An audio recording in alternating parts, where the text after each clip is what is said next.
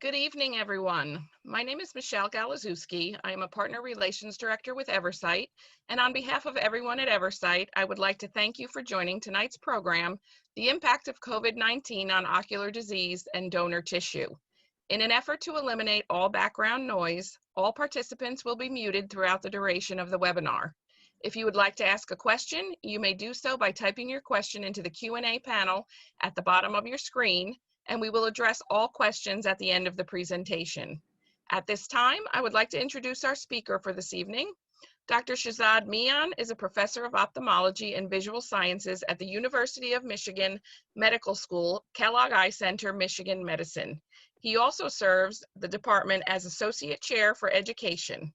He earned his medical degree in 1996 from the Emory University School of Medicine and then completed a residency at the Wills Eye Hospital of Thomas Jefferson University in Philadelphia.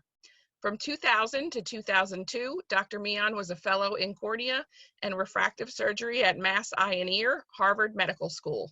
He joined the Michigan Medicine faculty in 2002 as a clinical lecturer in ophthalmology and visual sciences and was promoted to associate professor in 2010. Also joining us this evening, Michael Titus with Eversight. He joined in 2017. He is the former Chief Clinical Officer of Saving Sight and Eye Bank in Kansas City, Missouri, where he successfully crafted the strategic direction of its clinical program, oversaw lab renovations, and improved tissue quality and surgeon satisfaction. Prior to his time at Saving Sight, Michael excelled in various roles with Eversight from 2008 to 2013, including managing the laboratory in Michigan and playing an instrumental role in developing the Eversight DMEC program. He is a certified eye bank technician and currently serves on the Eye Bank Association of America Research Committee, Accreditation Board, and Advisory Board. Dr. Mian, you can begin. Great, thank you so much. It's a great pleasure to be here with everyone. Good afternoon, everyone. My topic today is to cover ocular manifestations of COVID-19. As all of you are experiencing, all of our lives have really changed dramatically over the last 3 months, both professionally and personally. And in ophthalmology, we're always curious about what's happening with respect to COVID-19 and eye disease. It is not a common manifestation, but certainly can present, and it's important for us to be aware of findings that occur. What's fascinating is that the knowledge base for COVID-19 and its impact on not just the eyes, but with everything that it does is rapidly changing. And there's really almost new information on a daily basis. So how do we keep up with this information? Well, it's nice to have webinars to share knowledge and information. For us working at universities like University of Michigan, we get to work with amazing medical students. And I would like to give a shout out to our great medical student, Eileen Fang, who really helped put together this presentation and actually gave this presentation, a similar presentation at our grand rounds not too long ago. She's applying to ophthalmology. For any of you who are in residency program, she's amazing. So we'll start with ocular manifestations and what we really need to know. So how can COVID-19 affect the eyes? Well, there are 3 different ways that we can view the impact of COVID-19. One is related to actual treatment. So patients, at least until recently, it was really quite popular to consider hydroxychloroquine treatment for patients who are hospitalized and also were managed on an outpatient basis. There are recent studies, including one today that came out looking at prospective outcomes of 800 patients showing that there was no significant difference in complication rates, including ICU admissions and hospitalization length with use of hydroxychloroquine. Anyway, the point here is that hydroxychloroquine has been used, and as we all know in ophthalmology, can have a toxic effect with long-term use, which would not apply here with short-term use. Patients can also develop Stevens-Johnson syndrome or toxic epidermal necrolysis as a drug reaction to some of the medications, including antibiotics, such as azithromycin, which has been used not uncommonly in management of COVID-19. Patients can also develop syndromes, as we're learning in their recovery after COVID-19, including toxic shock syndrome, which is a condition that can develop a septic condition that can develop due to secondary bacterial infections after a viral infection, and as well as other multi-system inflammatory conditions that primarily have been reported now in younger patients, children, similar to Kawasaki's disease. In addition, of course, what we'll focus on mostly during this talk is the impact of COVID-19 directly on the eye as a viral infection. There are case reports, a number of growing case reports and series which reflect these findings. So eye symptoms that are directly related to COVID-19 because it can be transmitted through contact of mucous membranes with infectious respiratory droplets lead to several questions that we can ask ourselves. What are the ocular symptoms directly related to COVID-19? Can virus be detected in tears? Is there a relationship between ocular symptoms and detection of virus in tears? Is ocular transmission possible? Is there an association between ocular symptoms and the clinical course of the disease? So we'll start with what are the ocular symptoms that are related to COVID-19. A number of published studies, primarily retrospective, have implicated conjunctivitis as one of the findings in COVID-19 clinical spectrum. Most of these studies indicate a relatively low rate. There is one study which is relatively small that shows a high rate up to 30%, but most of them are much smaller in number of cases. But nevertheless, conjunctivitis has been described and is the most common ocular symptom associated with COVID-19. Interestingly, there is a more recent report looking at retinal findings. This was a case series looking at 12 adults examined 11 to 33 days after COVID-19 onset. These patients were PCR positive for COVID-19 or antibody positive, which showed who had normal visual acuity, but were found to have hyperreflective lesions at the level of the ganglion cell and interplexiform layers on OCT. And 4 patients even had cotton wool spots and microhemorrhages along the retinal arcade. It is not really clear what the mechanism of this is, but this is an association that has now been reported. So retinal findings are certainly a possibility as well. Can the virus be detected in tears? So we have a few studies to look at in terms of the data, a few prospective and retrospective, and a larger cross-sectional study which show low rates, but yes, virus that is present in the tears as well.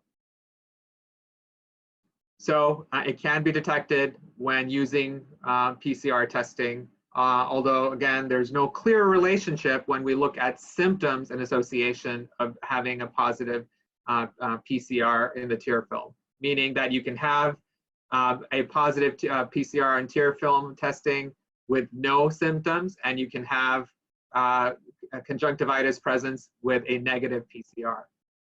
I think what's really interesting, what we're learning about in terms of ocular transmission and the possibilities, is the mechanism of how it could be transmitted.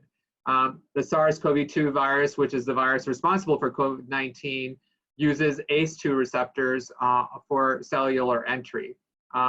It also uses another protease for activity for how it infects cells in its transmission. Now, when we look at the genetic profile of cells, including in the eye, there is ACE receptor expression that's present in the limbus, corneal epithelium, and conjunctiva, although it seems like this expression is on the low side. There's also co-expression of this protease in the superficial conjunctiva, and ACE2 has also been detected in human aqueous humor and the retina as well. So this would lend itself for us to think that there is the possibility that the SARS-CoV-2 virus can replicate and be present in a human tissue, in human ocular tissue. There's also replication ex vivo in cultures of human conjunctiva. There was an interesting study looking at rhesus monkeys by infecting them with SARS-CoV-2 virus in the conjunctiva to look at if that could lead to transmission. They noted in the study that the viral load was detected in conjunctival swabs on day 1 post-inoculation and then became undetectable. And these monkeys did subsequently develop interstitial pneumonia. Post-mortem analysis showed that the viral load detection was most heavily present in the nasolacrimal system, oral cavity, tonsils, pharynx, and as well as in the lungs. The transmission was thought to occur through the nasolacrimal duct through drainage into the nasal passageway, where there tends to be a heavy load. And this does correlate clinically as well.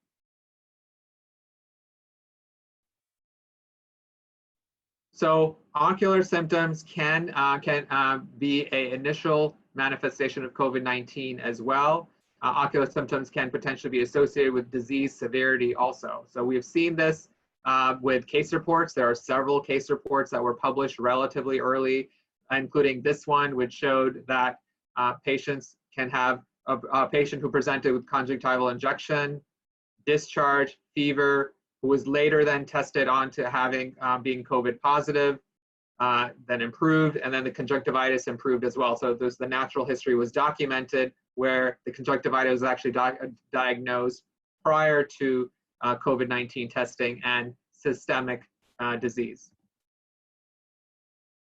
There's also a report looking at patients with ocular symptoms. They're more likely to have more disease severity as assessed by inflammatory markers, including white blood cells and neutrophil counts, with procalcitonin, CRP, lactate dehydrogenase, which are all markers of systemic inflammation, again, having higher numbers when patients had ocular symptoms as compared to those who did not. We are also looking at our own patients at Michigan Medicine to see how many have had ocular involvement. We have had, looking in a look back period between March 10th, where the first case was reported in Michigan, to April 13th, we have about 440 patients who are admitted to the hospital. We're looking to see retrospectively their severity of systemic disease, as well as looking at their ocular findings. So far, we're seeing about a 2% rate of ocular symptoms. So this is a all-encompassing of having conjunctival injection, as well as some symptoms, which presented 6 to 20 days after initial presentation. We are also going to follow up on these patients to see if we can identify how fast they fully recovered. So in conclusion, COVID-19 may indirectly cause ocular symptoms through medication side effects and as a post-infectious complication. Ocular symptoms directly related to COVID-19, including conjunctival injection discharge, foreign body sensation, dry eyes, and retinal pathology at this point in the one case series we discussed. The ocular symptoms can present early in the illness, including being the initial presenting sign. Ocular symptoms may potentially be associated with more severe disease. The reported rates of ocular symptoms directly related to COVID-19 have been quite variable, although overall seem to be low, and in our experience so far, suggests also a low rate of about 2%. There is no clear association between viral detection and tears and ocular symptoms in the series that have reported it thus far. Again, patients with PCR positive tear film may not have any ocular symptoms, and patients with ocular symptoms may have a negative PCR, which may be a function that the tear film may be infected early in the course, leading to nasopharyngeal spread, and then detection of in the tear film being reduced as the eye heals. Transmission of COVID-19 is possible through ocular secretions, and we also, again, have noted that the mechanism exists for the virus to infect ocular tissue, including the conjunctiva and the cornea. Ophthalmologists, of course, are potentially at higher risk, and therefore extra precautions, including proper PPE and breath shields, are essential to reduce the risk for patients and for providers both.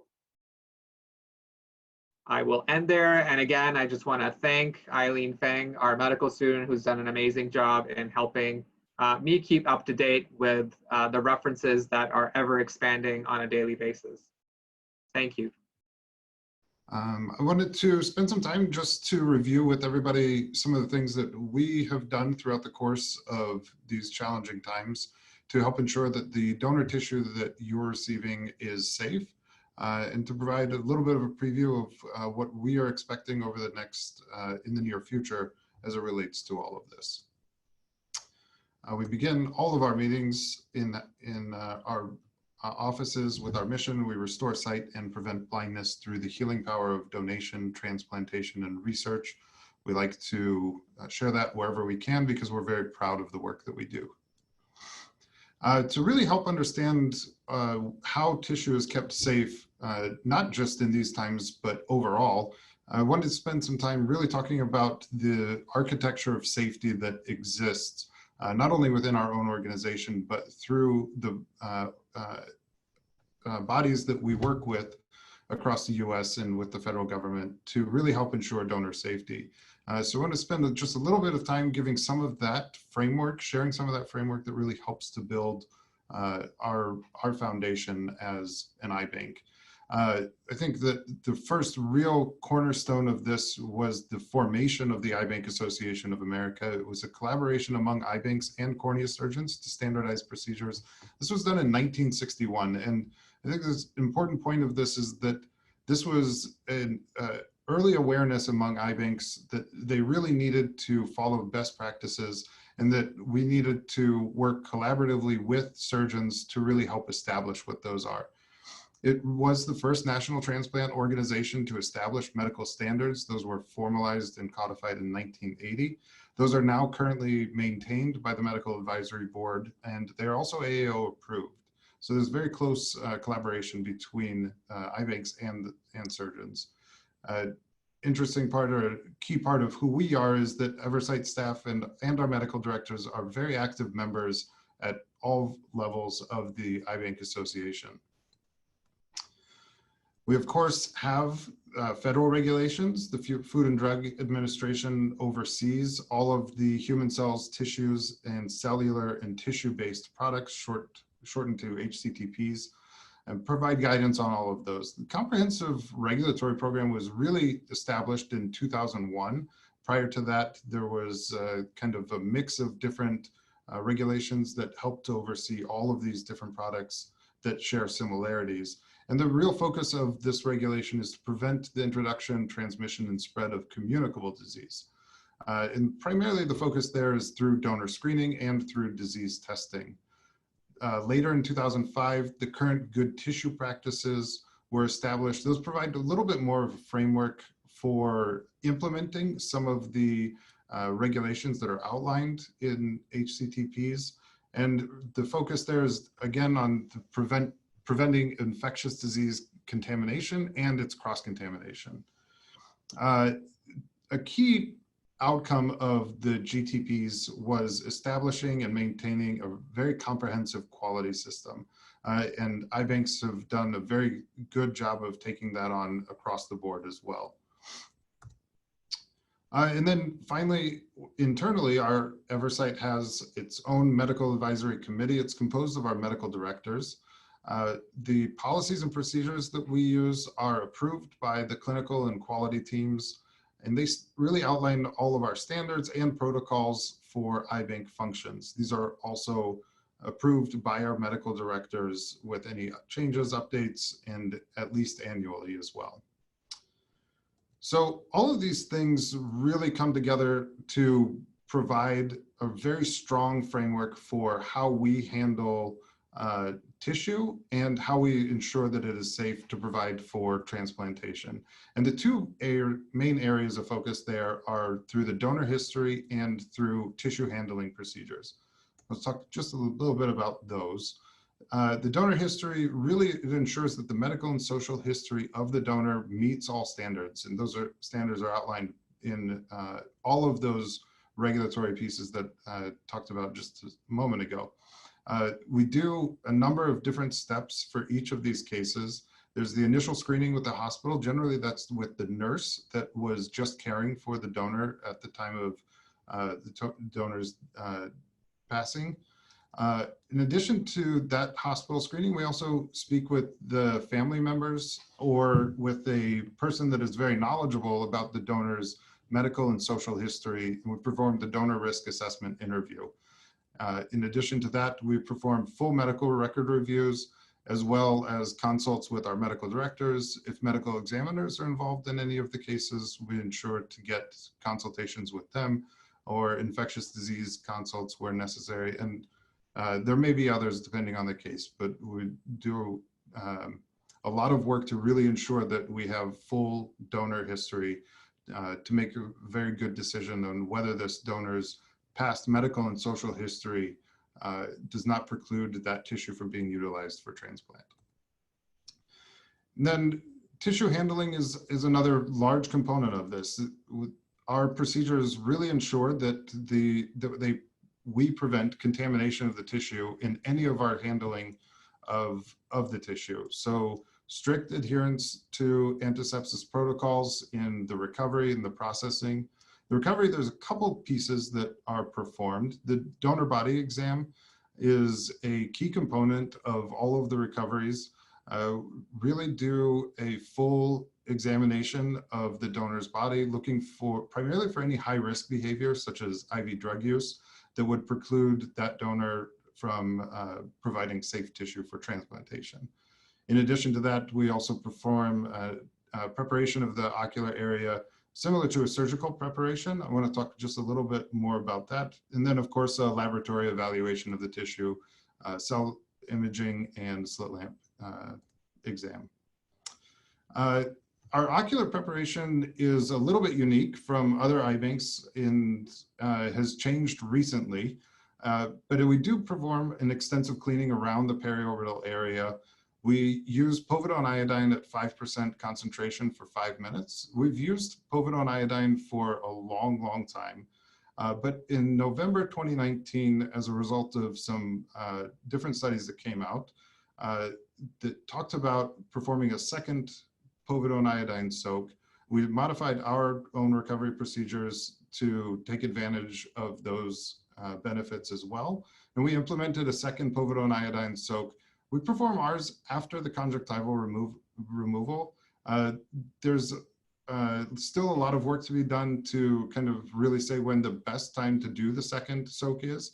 But our theory behind this is really that the initial soak done before any incisions or any conjunctival removal is performed is a good first cleaning, and then removing the conjunctiva and allowing the povidone iodine to actually touch the tissue that is going to be stored in the tissue solution to have that exposure to povidone iodine. As part of our evaluation of really looking if this was a good direction for us to go, one of the concerns that was raised was around epithelial toxicity.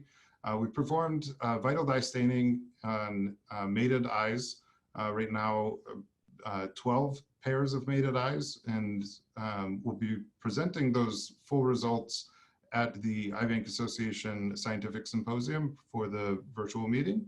But our data really shows that there's no difference in toxicity, at least experienced and recorded within 24 hours after the recovery, between a single povidone iodine exposure and a second povidone and a double povidone iodine exposure. And those are some of the images that we took in our laboratory in Cleveland in our research center. We're very proud of this early data that's come out since our implementation of this second povidone iodine soak. Previous to that, our post-operative rim culture reports that we received back to the eye bank hovered right around 1.2% of all transplants that occurred. We received a report of a positive rim culture. Starting in November, that went down to just under 0.5%, and January is at 0%. In addition to that, we've received no reports of post-operative infections in the recipients since that November 2019, since we implemented that. So I want to talk a little bit more specifically about what we're doing for SARS and how some of our protocols have changed in response to this. It has been a very ever rapidly changing scenario for us. In January 21 or January 21st, the first case was announced in the US. Just shortly after that, there were screening changes that included travel to China or any suspected exposure within the previous 28 days was added to our screening protocols. In February, as things started to became more apparent that the virus was spreading to other countries, February 20th, the first death was recorded in South Korea. In the 25th, our travel restrictions were expanded to include other countries that had reported the virus in their populations. And then at the end of February was the first death in the US. And that really changed a lot of the way that the Eye Bank Association really looked at this, and they implemented much stronger criteria around screening for the symptoms of COVID-19. And that was the really first run of it. And those have changed as well as more information has come to light about the virus, its transmission, and all of the different signs and symptoms that are found to be common with it. So in March 26th, the deferral time was actually increased to 2 months, and travel was expanded to include all CDC recognized areas. On April 17th, the current screening protocols that are in place right now were implemented, and I'll go over those in a little bit more detail here. The emphasis really is on the donor history, and it does rely heavily on consults with medical directors. The first piece of this is that if there's any COVID signs within the past 28 days, such as ARDS, pneumonia, pulmonary CT, especially with the ground glass opacities, that is a deferral. Development of COVID-19 symptoms within the past 28 days, one of the following: cough or shortness of breath or difficulty breathing.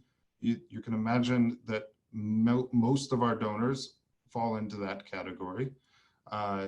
Or two of the following: fever, chills, repeated shaking, new lost taste of smell.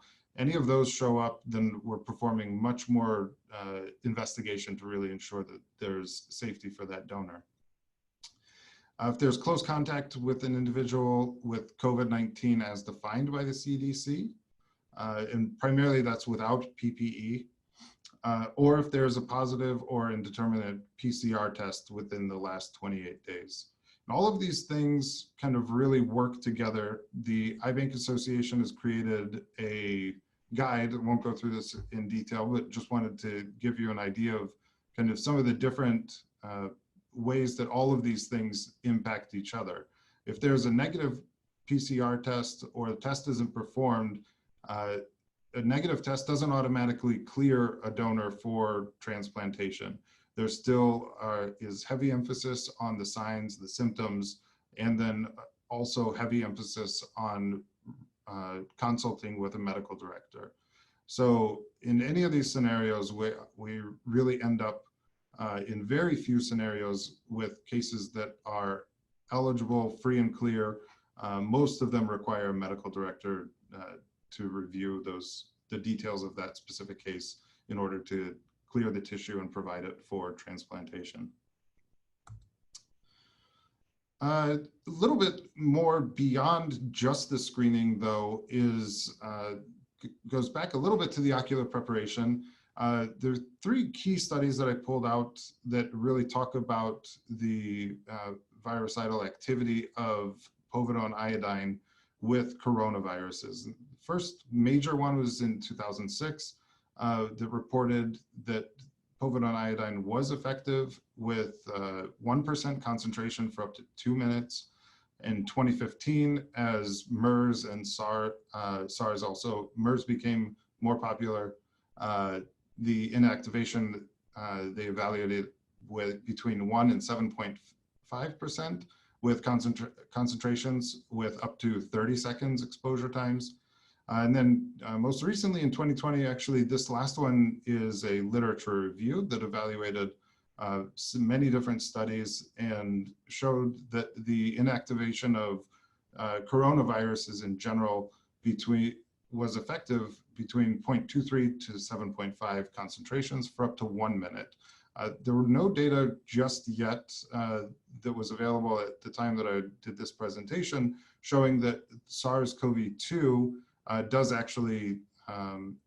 is actually eliminated through povidone iodine, but there is strong evidence to suggest that it is likely the case that it is also coronavirus. In addition to the ocular preparation that we're performing, starting this week, we've begun testing all of the donors via nasopharyngeal PCR testing. We are also accepting a hospital test that has been performed within 3 days of cardiac death.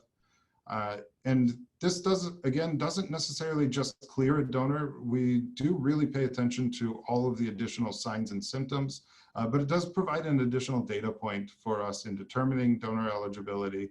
And I think that it will be a valuable piece of information for you as you are evaluating tissues for your surgeries. Finally, Eversight, along with Dr. Mian and Dr. Majmadar in Chicago, were awarded the Ebaa grant for analyzing the effect of COVID-19. We're really looking at 2 major aims: determine the regional infiltration of SARS-CoV-2 in ocular tissues. So we're going to be looking for the virus in tissues beyond just the conjunctiva. And in addition to that, as a side piece to that, we will be looking and testing in mated eyes the effectiveness of povidone iodine for the inactivation of SARS-CoV-2 in the ocular tissue. In addition to that is really an overview and understanding the full impact of COVID-19 on the cornea donor pool. So we want to really determine if one, what is the full impact? And then if routine testing is really a beneficial route for us to go as an eye bank and as a community. Going forward, really, continued assessment of everything that becomes available will drive our policies and our practices. But the key piece to all of it, and really what we are interested in doing and have our key and core to our mission, is providing safe donor tissue for transplantation. Thank you, everybody, for listening and joining us this evening. Here's my contact information. Please feel free to reach out to me if you have any questions, anything that I can help you with. And Dr. Mian, if you'd like to join us back on screen, you can. We have a question for you. Do you think retinal manifestations are due to secondary effect of the altered blood oxygen levels resulting from the patient being on a ventilator or compromised respiratory function rather than a direct effect of the virus? It's a great question. I don't think I have the answer, and I'm not sure anybody has the real answer. None of the patients in the case series were admitted, so they were not on ventilators. So I don't think that that is the likely explanation in this cohort of patients. But perhaps it's a vascular involvement that has been noted in other syndromes, inflammatory conditions, as in children, what has been noted, the strokes that have occurred. So it's not clear, but certainly it's possible that there is a vascular component to COVID-19, and that is the source of what is affecting the eyes. Whether it's ischemia or not clear. Okay. Next question from Dr. Alan Sugar. Should we treat patients presenting with viral conjunctivitis differently than we did in the past? Well, it's a great question. Certainly, because COVID-19 pandemic is still very strong in our communities, and there is a risk that somebody who has conjunctivitis may have COVID-19. The most important thing that we can do is to screen our patients appropriately before they come to our office, and certainly in the office to screen as similar to the screening questions that Michael was mentioning, to ask them about their exposure risk to COVID-19 and their symptoms other than their conjunctivitis that may increase their chances of having COVID-19. If that is the case, then they should be tested appropriately for COVID-19, and we should use appropriate PPE to reduce the risk of any additional exposure to other patients as well as to the providers. So would I treat viral conjunctivitis any differently than I did before? Not necessarily at this point, although there are case reports using topical antivirals to manage COVID-19 associated conjunctivitis, as there are for adenoviral associated conjunctivitis. One more. When will the results of the EBAA grant study be ready? Well, it's an excellent question. We just got awarded the grant about a week ago, so we're working on our plans to execute and try to get the results out, I hope, as early as within a month, especially for some of the clinical results, but I suspect the laboratory testing may take a little bit longer. Okay, at this time, there are no further questions. So I would like to thank everyone again for joining us today. The webinar has been recorded and will be available on our website to view on demand. You'll be receiving a follow-up email shortly after the webinar concludes, and it would be greatly appreciated if you would provide us with your feedback on today's session. A special thank you to Dr. Mian and Michael Titus for serving as today's speakers and for providing us with your invaluable expertise on this subject. Have a wonderful evening, everyone. Thank you, Michael and Dr. Mian. Thank you, everybody. Have Bye-bye. a great evening. Bye.